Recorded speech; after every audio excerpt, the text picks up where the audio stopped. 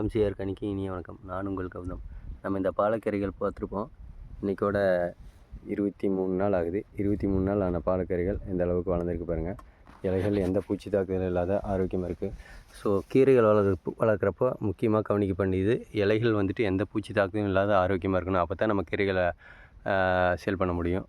அப்போ நமக்கு இதுக்கு சார் உறிஞ்சும் பூச்சிகள் தொல்லை அதிகமாக இருக்கும். அதுக்கு தகுந்த மாதிரி நம்ம வெட்டிசீனி மிளகாய் ஆயிலில் வேப்பெண்ணெய் இந்த மாதிரி கரைசல் கொடுக்கணும். இந்த டைம் பார்த்திங்கன்னா நம்ம வெங்காயம் நான் சொல்லியிருப்பேன் நுனிக்கீரைகள் வரும் அப்படின்னு.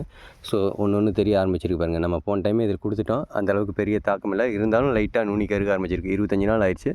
நம்ம இந்த வெங்காயத்தை இன்னொரு 20 நாள் 25 நாள் நம்ம எந்த பாதிப்பு இல்லாத கொண்டு வந்தோம்னா இதை வந்துட்டு அருமையான விளைச்சல் எடுக்க முடியும். ஸோ வெங்காயம் விவசாயம் செய்கிறீங்க, ஆரம்ப காலத்தில் ஒரு 40 நாள் வரைக்கும் ரொம்ப கவனமாக இருக்கணும். இந்த 25வது நாளில் வர இந்த நுனிக்கருகளுக்கு நீங்கள் மேலே சூடோமோனாஸ் அல்லது